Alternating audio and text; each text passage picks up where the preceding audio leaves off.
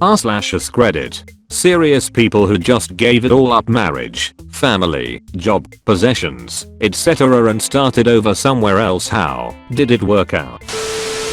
I was homeless for 2 years. I ended up crashing at a friend's mother's basement for a while, doing odd chores around the house, and giving her my food stamps money. Eventually I got a part-time job that abused the hell out of me, and my life was on a spiraling decline. One day at work a man shot himself behind our store. We found out because the ups lady walked in and said, "Did you guys know a guy blew his brains out with a shotgun out back?" Everyone in the store laughed about it.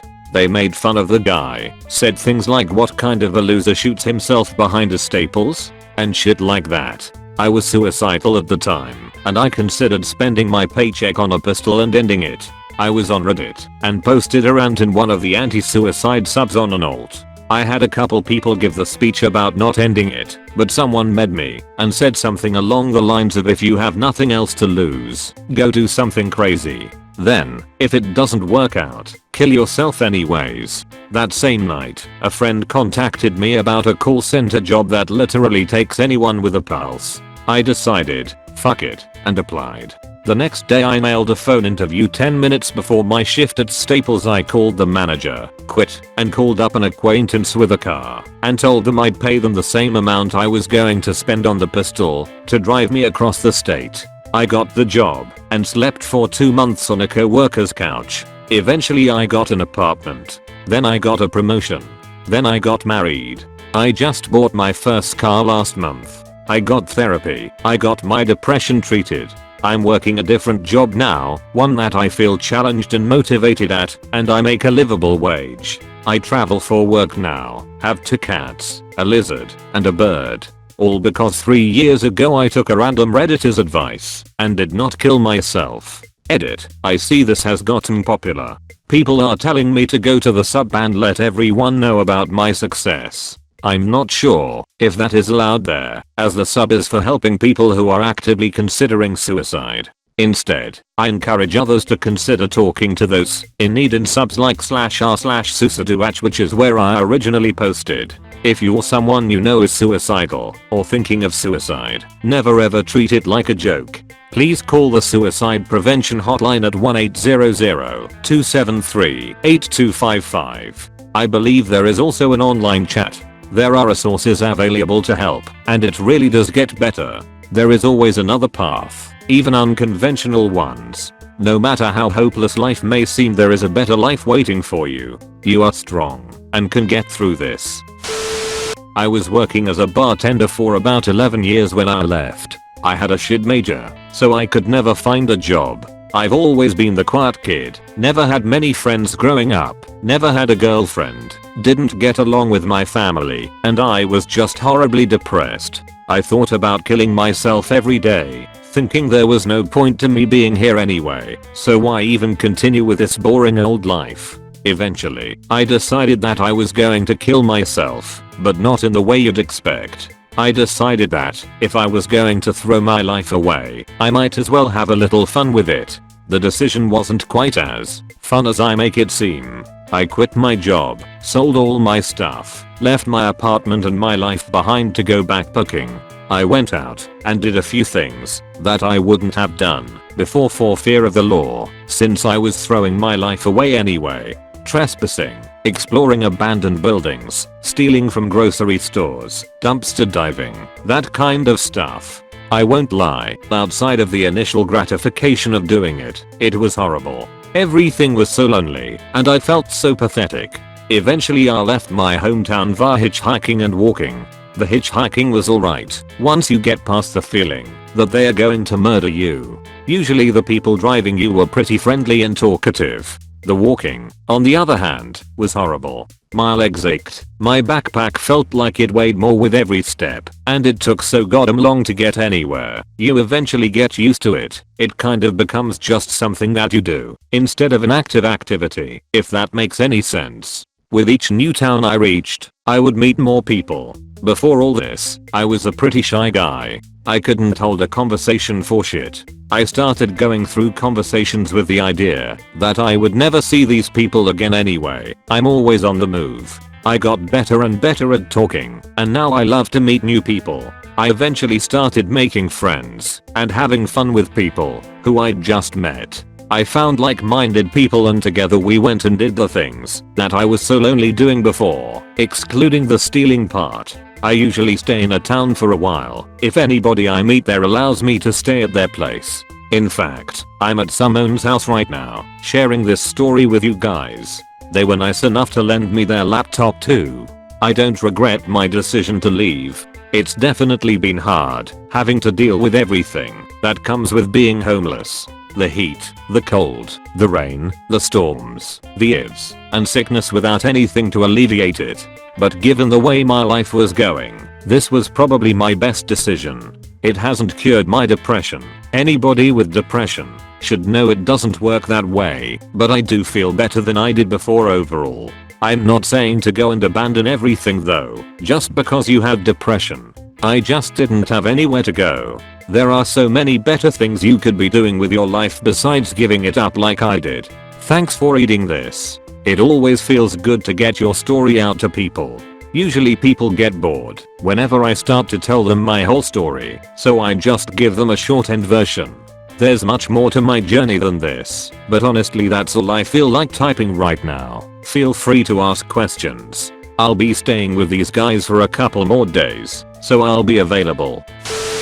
When I was 14 I went and spent a week at my dad's. He was absent most of my life, and before this, I'd only met him once, since we originally left him behind. My mum moved us to another town. Anyways, so this man was essentially a stranger, but we got on okay. He was like me, reserved, sarcastic, chill. I felt super comfortable there, and even stayed at his house with his girlfriend and stepson during the stay, while my mum and sister stayed at our nan's, dad's mum. When I got home, I got into a huge argument with my other nan, mum's mum, who was raising me, and basically decided to go live with my dad, pack my stuff, and moved 100 plus miles up the country by myself to live with a stranger at 14. The next day, it was awesome.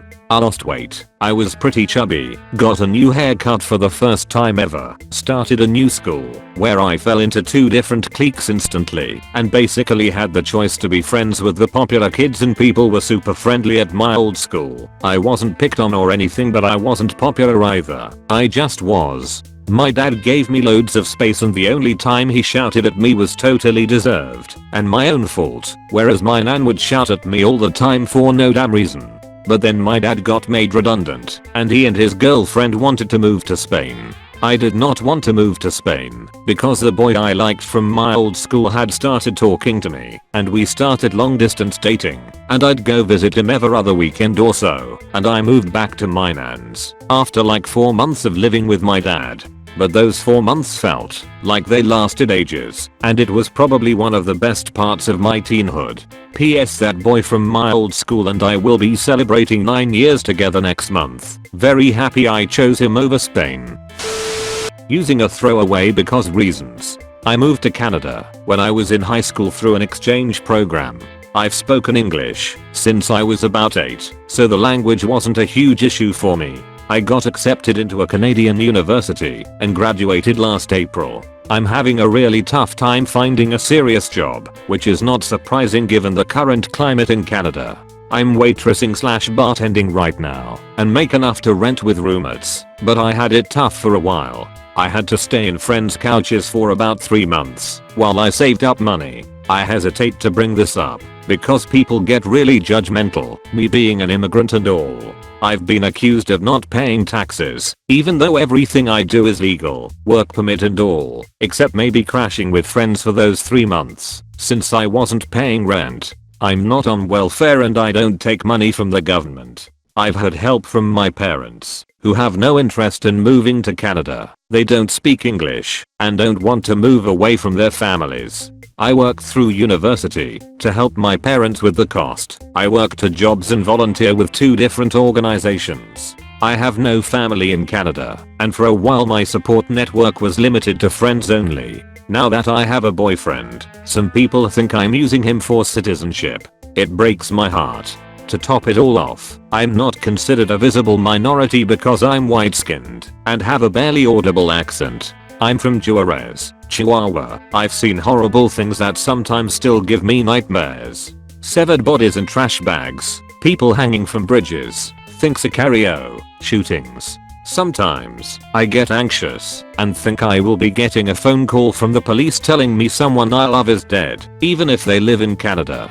I used to get that feeling every single time my parents didn't respond to a phone call or a message if they were out for longer than they were supposed to be out for, because them being dead was a very real situation at the time. I also still have weekly nightmares/dreams about people dying. For me, living in Juarez was terrifying. It's much worse than what the news articles will tell you. Some people are lucky and don't get to see too much bad stuff. I was just unlucky. So many people dead, so much violence and corruption. I love my country, but I can never go back to that, especially not after building my life in this amazing country for 6 years. I've always wanted to travel from a very young age, but I lived on a small island in the Caribbean called Guadeloupe. I had asked my high school counselor for advice on how to study abroad, but instead she advised me against it and told me that I should stay around family for at least 2 years after I graduate. At 18, I left my home to live in a tiny apartment in Paris with my older sister and go to college. All was going well, but I still really wanted to leave the country. My sister knew that, so when she met a cool girl visiting from Miami, she told me to contact her and ask if I could visit. She said yes. My English was mediocre at best, but when I was 19/0, I left for the US for 3 months on a tourist visa. I loved my time there, became fluent and met some cool people, including a love interest who helped me look for a college I could easily get into. So I made a student visa and lived in Miami for 4 years. It's been 8 years since I first visited the US, and I'm loving the choice I made. I had some heartbreaks along the way. Love interest turned out to be physically abusive and controlling. I ran out of money a few times since I wasn't allowed to work on a student visa. Ended up getting a scholarship covering my out-of-state tuition. Ate a lot of cup of noodles, and it was difficult to be so far from family or anyone I knew. But in the end, it's been an amazing experience. I now live and work for a really cool company in Washington, DC, and I get to travel for a living. I'm on a 10-year green card and have an amazing sister who also travels, so we try to coordinate. Bonus, I'm also writing this from my childhood bedroom in Guadeloupe. I'm here for a week on vacation. By the time I left, there wasn't much left to give up. In 2008 my life was a wreck. My best friend committed suicide a month before a girl from our friend group was murdered, and I was unable to cope. I started using prescription pain pills as a recreational escape, which evolved into a $300 a day opiate/benzo/cocaine/booze/weed habit. In 2009, I got clean. I had already lost 3 jobs, most of my friends, my car, and everything of value. I had spent over $100,000 on my addictions, and all I had left was a place to stay, my old room, with my parents. While I detoxed as part of my newfound mental clarity, I started trying to clean up the mess I had made of my life. This included getting in touch with my ex-fiancé, with whom I had split up prior to all of this, and trying to squash our past. He was receptive, and we began talking again. At the time, he was living with his sister, 3,000 miles away from me. She and I had gone to high school together and had remained friendly. They discussed it and made me an offer. Come stay with us for a month. Try to find a job. Try to find a place. If you don't, at least you got out of hometown. For a month. The night they made me that offer, I had gone out WTH friends for the first time since getting clean. I had no less than 4 friends offer me drugs. I realized I desperately needed a change of scenery. As I said, all I really had left was a place to stay in my old room at my parents' house. My mom allowed me to sell the old furniture and keep the money, $600, and I packed 1 suitcase full of clothes and my second full of camping equipment. I was not going home once I left. I was prepared to set up camp under an overpass if I needed to. A frequent flyer friend sold me a flight voucher for $50 and I flew across the country. I cut all ties with everyone from my former life, with the exception of my parents and maybe 3 friends who I had left that weren't using. I was committed to starting over. It took me 27 days To find a job, my $600 had run out long before that, even though I was living on potatoes and eggs, as I had moved to one of the most expensive places in the country and had to contribute to household expenses the day I found my job, one 8-hour shift a week. I spoke to my ex, his sister, and their roommates, and they agreed to allow me to stay another month while giving them all of my pay minus minor food expenses. I worked my ass off that first month, proved myself, and picked up more hours the beginning of the third month. An apartment that my new boss owned came up for rent, and he agreed to waive the security deposit so I could move in the fourth month. I began managing the business. 8 years later, I'm still working there. I've been written up and featured in our local magazines. I've been voted the best at what I do in our Tree County area. I fundraise for local charities and I consider myself an active and important member of my society. I've moved into a beautiful place and I travel extensively and internationally. I'm respected by my peers and family. I'm exactly the opposite of what I thought I'd be when I dropped everything and moved. TL. Doctor, worked out good. After college, I went to school in the city I grew up in. I worked for a year in a good job that didn't make me happy. I decided to apply for grad school in DC. It was such a long shot. I figured I'd never get into this school. So when I did, I knew I didn't have a choice. This was happening. I sold my car, most of my belongings, and packed up my cat and everything I could fit into the tiniest rental car possible and drove to my nation's capital. The first few months were pretty rough. Nothing went as planned, and I was running out of money, so I poured myself into schoolwork. Finally, someone called me back for a job and I started working on the corner of Lafayette Park, across from the White House. After a year there, me and my cat, did it again. We moved to Switzerland for a certificate program offered by another grad school. That was even harder because my cat had to be quarantined for like the first 90 days. We got through that and lived happy for the next year and a half, at which point we moved back to DC. Then I lost my cat, tragically. The return of was maybe harder than the initial move because of that. Again, I just focused on work, then met a girl a few months later. We started seeing each other and moved in together after 9 months or so. She had had a dog before we got together, so I got another cat once we did. Now, 2 years later, we all sleep in a big pile. Not everything is perfect. We are both working on advancing our careers, and it's not going as well as we want it to, but we are not quitting. And when everything gets too overwhelming, it's nice to be able to go home and sleep in a big pile with my dog and cat. So I guess I'd give moving and leaving everything behind about a B.